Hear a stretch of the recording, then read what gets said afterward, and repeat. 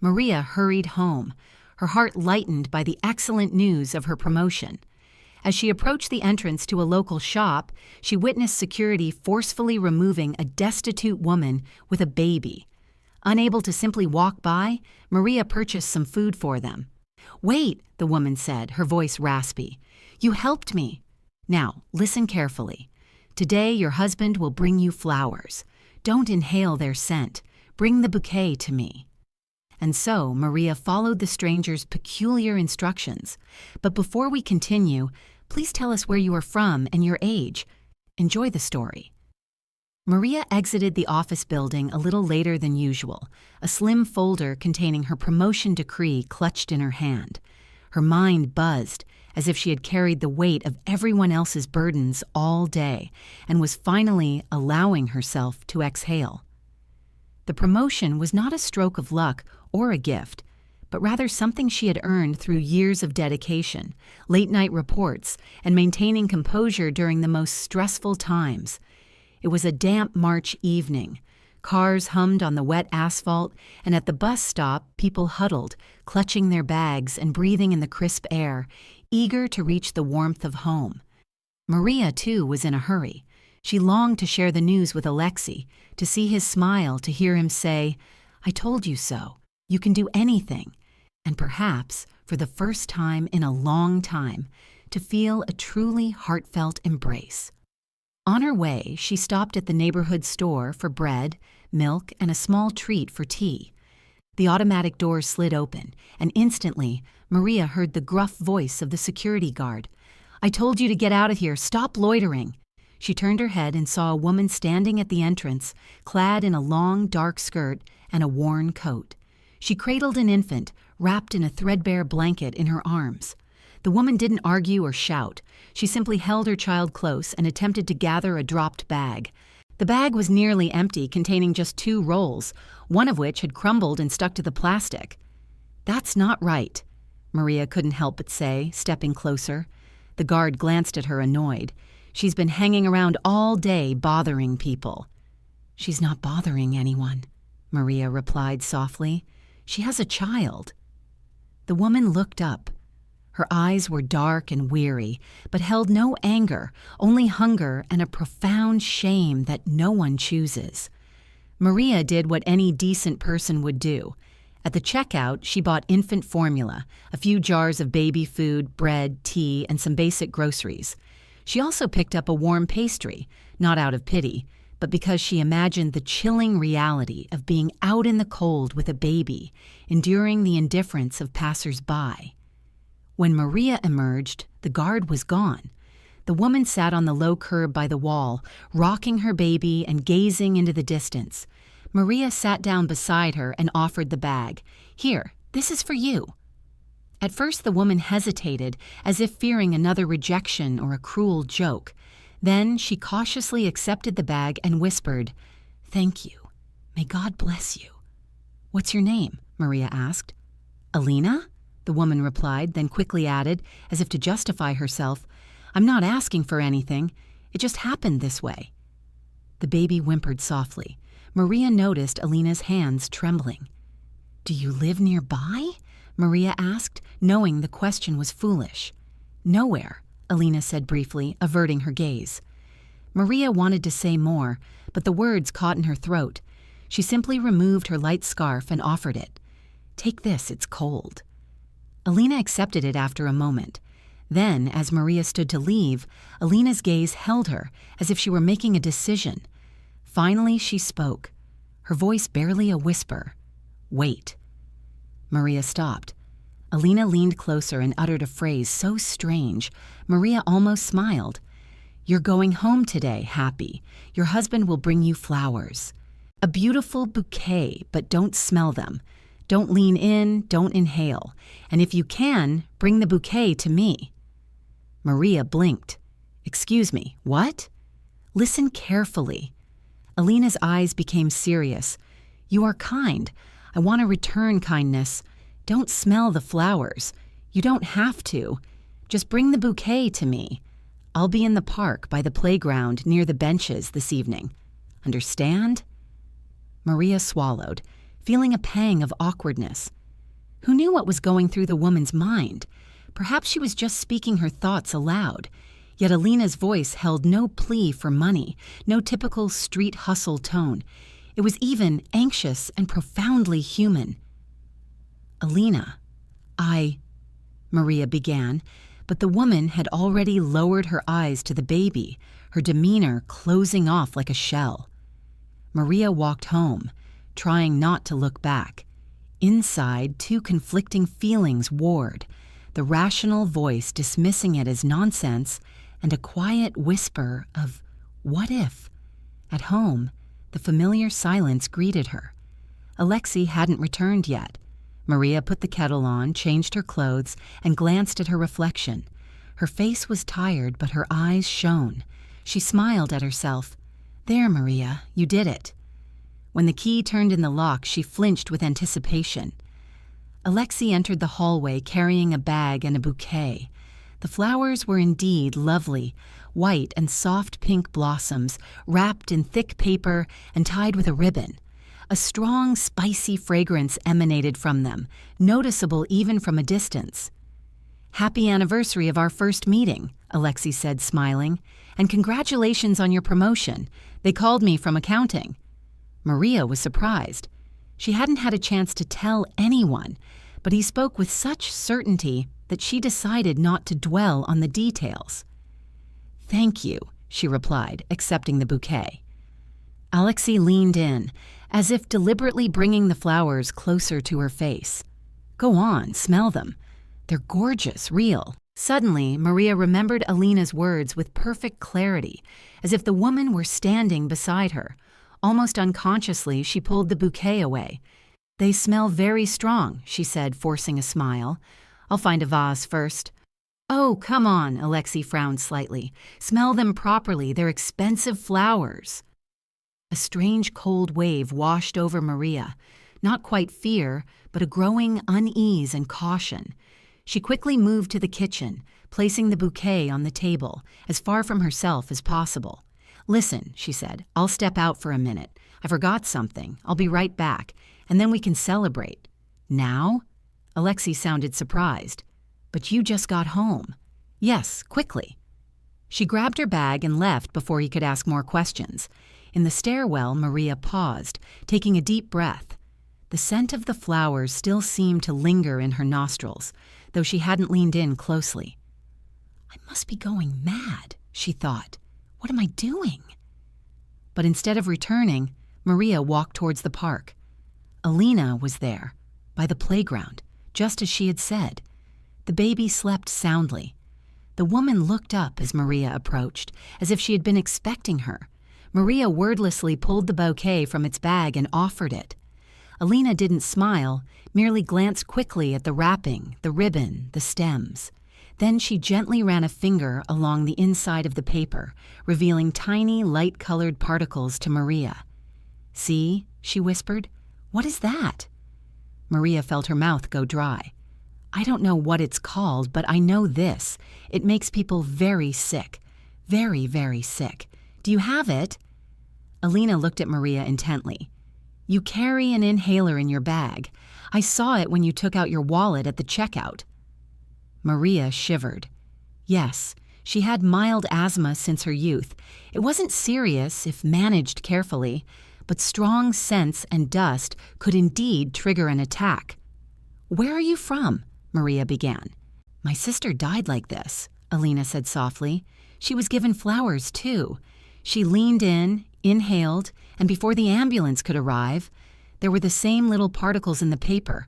I was very young, but I remember." Maria felt her legs turn to jelly. "You think my husband?" Alina didn't answer directly. She simply looked at Maria, as if the question no longer needed words. Maria stood there, clutching her bag, and suddenly realized that the joy of her promotion had vanished. All that remained was a clear thought. She needed to figure this out, calmly, without panicking.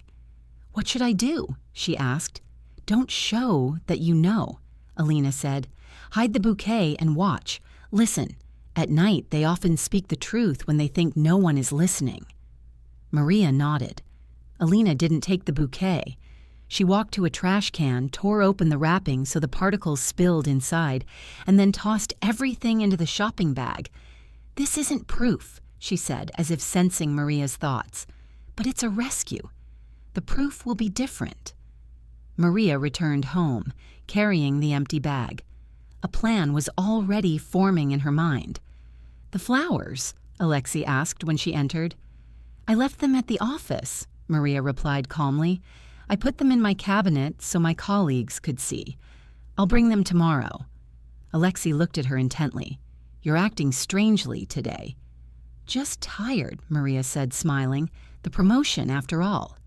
He seemed to relax, but Maria noticed his smile had changed, becoming less warm, more strained.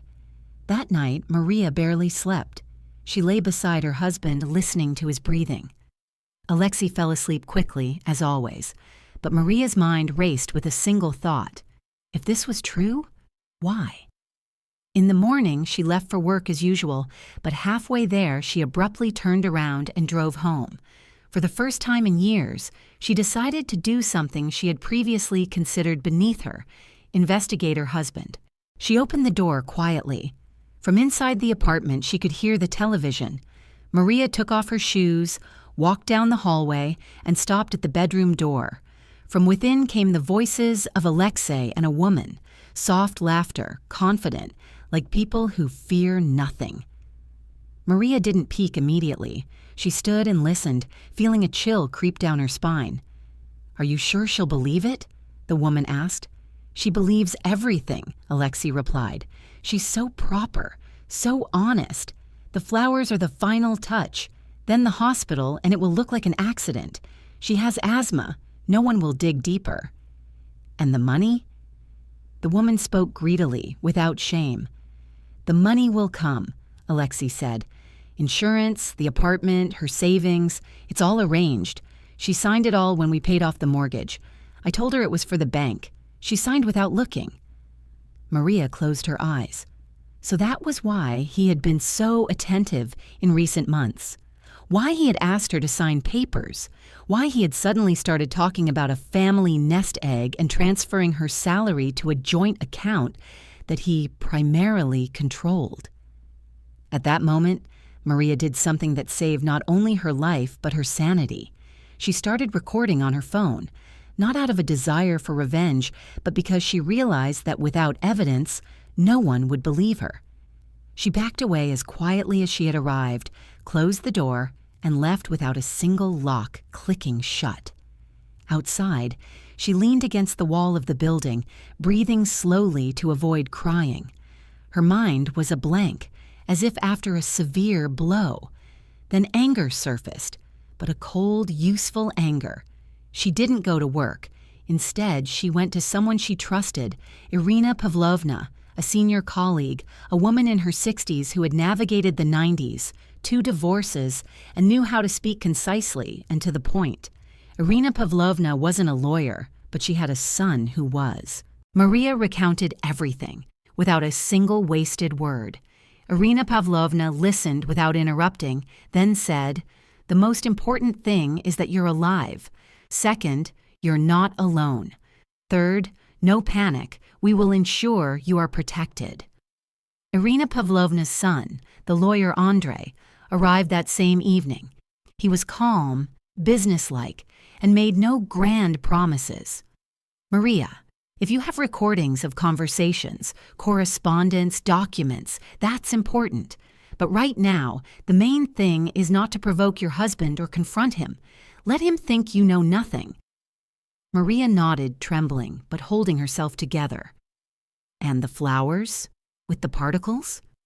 "Better not to touch them," Andrei said. "We won't conduct our own examinations. If there's a reason, an investigator will handle it officially. Your job is to protect yourself." In the evening, Maria returned home, acting like any ordinary wife, prepared dinner, talked about work, and smiled. Alexei seemed pleased.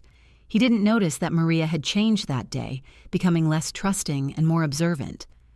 For the next 2 days, Maria walked on thin ice. She pretended everything was fine.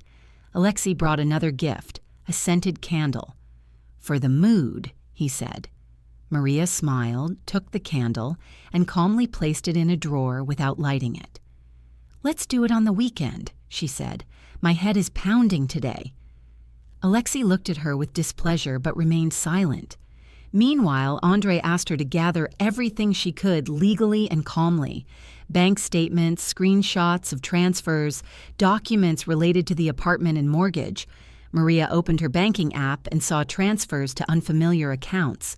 She noticed how, over the past few months, amounts for renovations and help for her mother had disappeared. Alexei wasn't helping her mother. He was helping another woman. Maria didn't cry. She suddenly felt a strange sense of calm, as if her brain had erected a wall between her heart and the unfolding events. On the appointed day, she went to the investigator's office. It was mundane: tea, papers, phones. No one exclaimed, "Oh, how terrible!" Strangely, this helped. Maria presented the recording, the bank statements, and explained that she had asthma and that her husband had clearly been counting on an accident. The investigator listened attentively, asked questions, and requested clarification on dates and names.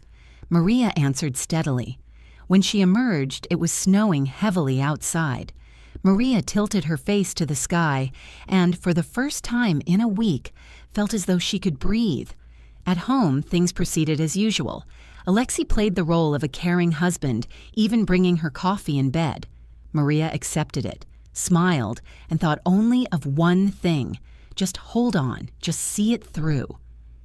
A few days later, Alexei said, "Let's go out of town tomorrow just for a drive to relax." "Are you tired?" Maria nodded. "Good." That night, she texted Andre. "He's suggesting an outing. I feel uneasy." The reply came quickly. "Don't go alone. Better to refuse, citing work." Maria did just that.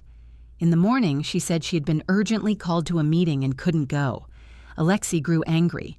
"Always work with you," he snapped. "How much longer?"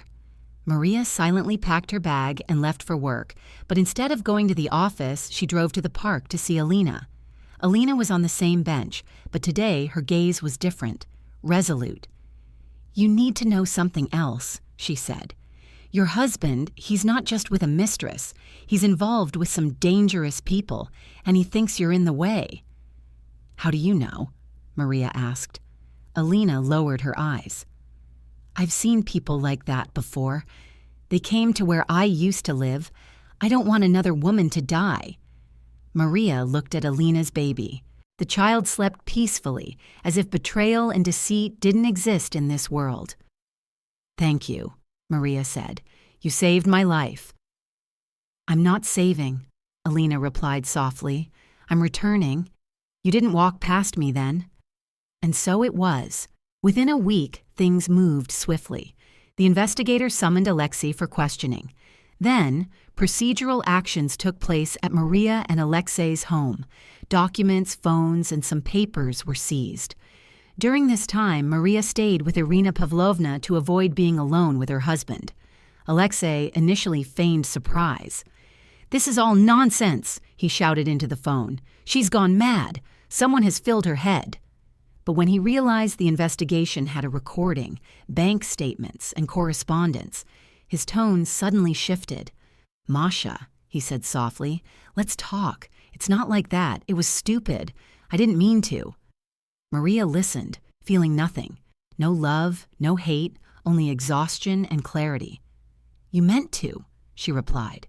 "You just didn't get the chance." Alexei was detained on financial charges: forgery of signatures, attempts to misappropriate funds, and bank documents that were actually intended for something else. These were easier to prove quickly and officially. And then, against this backdrop, the conversations and the overall plan surfaced. Maria went through the court proceedings and paperwork, through endless waiting. Everything was difficult, but it held truth, and therefore, meaning. Several months passed. Maria moved into a small, bright apartment she had rented herself. She retained her former apartment through the court. Some documents were declared invalid, some forged. It was a long process, but just. At work, Maria carried herself with confidence. She didn't turn her personal tragedy into a spectacle. She simply moved on. For a long time, Maria had simple dreams: the doors of shops, the ribbon on a bouquet, a stranger's hand seemingly nudging flowers towards her face. She would wake not from a scream, but from a smell. After her ordeal, her mind clung to the most mundane details, and each time, Maria forced herself to do one thing: turn on the light, sit up, drink water, count her breaths, and repeat, "It's over now. I'm home. I'm alive." She was often asked why she hadn't sensed something was wrong sooner. People from the outside love to analyze when everything has already happened. They say, "You should have seen it. You should have understood." Maria asked herself that question too, and found an honest answer. It wasn't because she was foolish, but because she was accustomed to trust. It had been that way since childhood. If someone was near, they were one of her own. If he was her husband, he was her rock. If he smiled, he meant no harm. Alexei knew how to appear as a pillar of support. They met 2 years ago at a mutual friend's birthday party. Maria had recently recovered from her first marriage. Her first husband wasn't malicious, just weak. He lived by habit, without responsibility. Maria left quietly, without a scene. She longed for simplicity, for peace at home, for the ability to talk without fearing tomorrow. Alexei seemed to be exactly that. Attentive, meticulous, from a good family. He didn't drink, he didn't disappear, and he knew how to say the right words. And he always made small gestures that seemed sweet until Maria understood their true cost. "Let me pay the utilities so you don't have to worry." "Let's set up a joint account. It's more convenient." "Please sign this. I've already prepared everything. It's just a formality." Maria was delighted. The man had taken responsibility, but in reality, he was steadily taking control step by step. Not roughly, not by shouting, but quietly and with certainty. Even her promotion, he initially celebrated beautifully. Flowers, a smile. "I'm proud." But that same night, when she mentioned her new salary and bonus, Alexei casually asked, "When did you last renew your insurance? You have a good package at work." Maria didn't attach any importance to it then, but now every such casual remark echoed in her memory, like a brick in a wall. The hardest part wasn't that Alexei had betrayed her, or even that he had wanted to get rid of her. The hardest part was seeing another woman stand beside him, laughing, discussing her misfortune as a mundane task. Maria later learned that this woman was named Vika, young, vibrant, and full of life. Vika had long wanted to climb the social ladder. Alexei had promised her an apartment, a car, and a new life if Maria were no longer around. He had promised with such certainty, as if discussing the purchase of furniture. The investigator handling the case once told Maria, "The most terrifying thing in these stories isn't the money. The most terrifying thing is when a person stops seeing another person as human." Maria remembered those words. When the financial aspects of the case reached court, Maria saw Alexei for the first time not as a husband, but as a defendant. He sat in the courtroom, neatly dressed, with his usual mask of composure. Beside him, his lawyer, a stern briefcase, confident gestures. Alexei looked at Maria, trying to catch her eye, as if to remind her, "We are family." But Maria was no longer the woman who believed only what she saw. The judge spoke dryly, reading from papers. Maria listened to the terms, dates, and sums. It felt like someone else's life, not hers. But when the bank statements were read and it became clear how much money had vanished into thin air, Maria suddenly felt anger, not at the lost sums, but at how easily she had been deceived, her trust exploited. Alexei was found guilty of forging documents and fraud. The part related to the intent to cause harm took longer to investigate. It required expert examinations, interrogations, and confirmation of correspondence and motives. They explained to Maria honestly, such cases don't always move quickly. But the important thing was that she had acted in time, and now she had grounds for defense.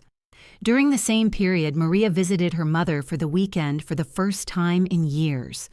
Her mother, a simple woman who had worked her entire life at a clinic, met her with silence, embraced her tightly, and didn't ask for details. Only that evening, as they sat in the kitchen, her mother said, "I always thought that if you were grown up, I shouldn't interfere. But now I understand adults can also get into trouble, and it's important to have someone beside you who simply holds your hand." Maria finally cried then, truly cried, not from fear, but from relief, from the realization that she didn't have to be strong every single minute. Alina's life also began to change gradually.